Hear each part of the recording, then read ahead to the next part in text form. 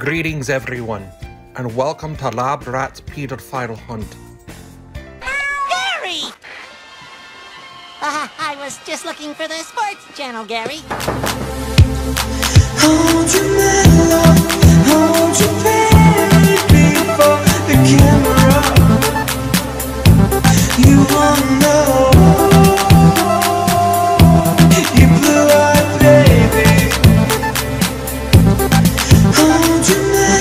Right, so let's begin. You guys asked me in a poll, 52% of you guys wanted a serious video. Well, shit, that somehow slipped to 50-50.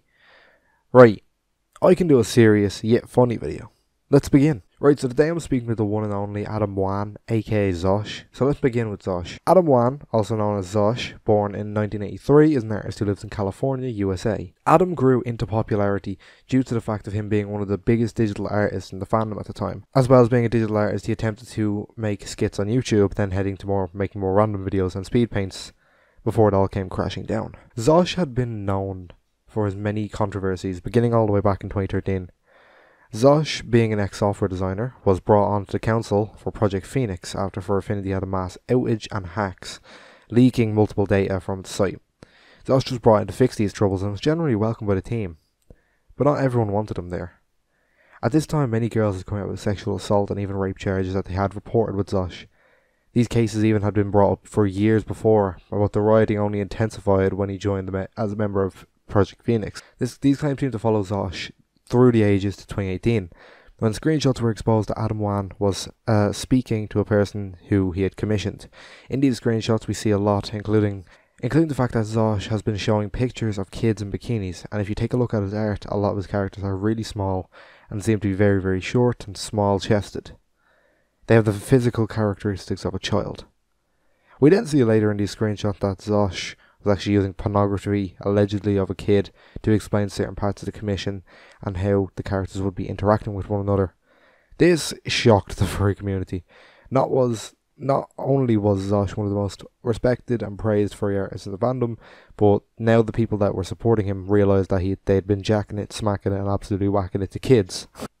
Something else that proves that Zaush was a cover artist was the convo between Kiro and Catharix. If you notice this long message, Adam tells Kiro to just come out and admit it was him, and that admitting that he enjoys cover art to clear his conscience. At 2:07 AM, we see this. I had to face the choice of telling the truth between cover art logs and claim they were fake. It would have been easier for me to claim that they were to make that claim than you to make the claim that these are fake, but I fell under my sword and conscience is clear. I don't have to lie about to anyone about it anymore. Nobody that matters to me cares what I draw. And nobody that matters to you would care if you had zoophilic interests. Especially if you admit what parts of evidence is true. That's the only leg you have to stand on to make people believe you don't want to do the things you said you were interested in doing.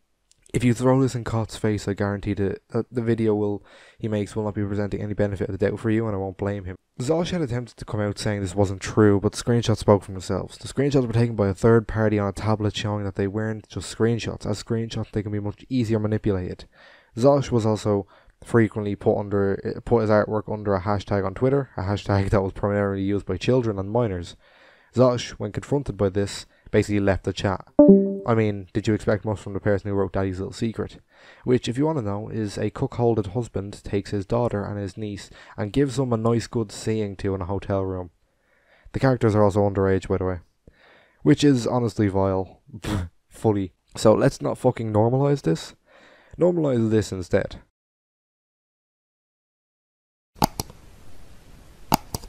Coupled with the fact that he has also had Cubs in his F list, I'd like to classify him most likely a paedophile. But allegedly. His Twitter has also been shadow banned, so if you search his name or his @ you have to click to search exactly @Zaush, and everyone but him comes up. As well as this, he continues to his Cub escapades by recreating younger characters in extremely graphic sexual positions, i.e. Judy Hopps and her childhood bully. Don't go to page 30 on Kiwifarms. My stomach is still unsettled and it's been 2 weeks. Hey, what do you got there, Peter? Rice cakes? Never had one, but somebody told me this is a really good way to start your diet.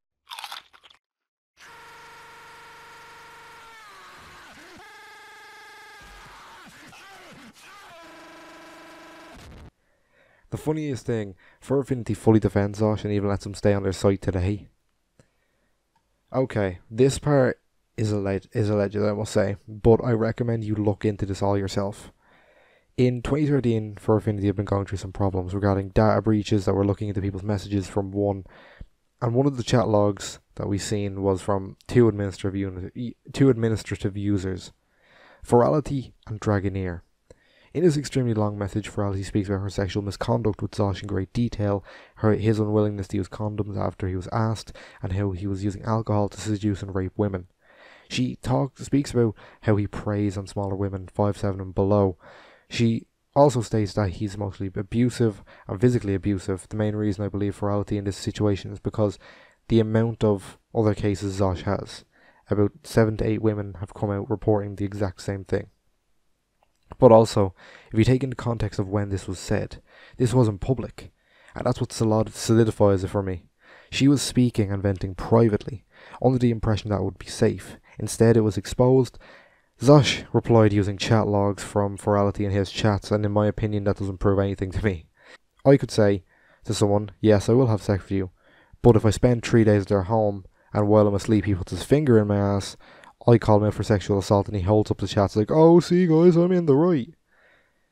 Something else that he allegedly did, and I need to fully stress that this is fully alleged. Apparently Zaush had a sexual misconduct with an underage girl. Leaked in the Yiffy Leaks document was mentioned of a girl who had just turned 18, but had already begun her cycle months earlier. See, Zaush had the disgusting cycle of mentally abusing said females, and meaning that if this girl was receiving it months before, she had only turned 18 when this message was sent. Whether or not they had any intimacy was had, if they did, Zaush had committed statutory rape and a felony. If not, then he's exploiting an underage girl.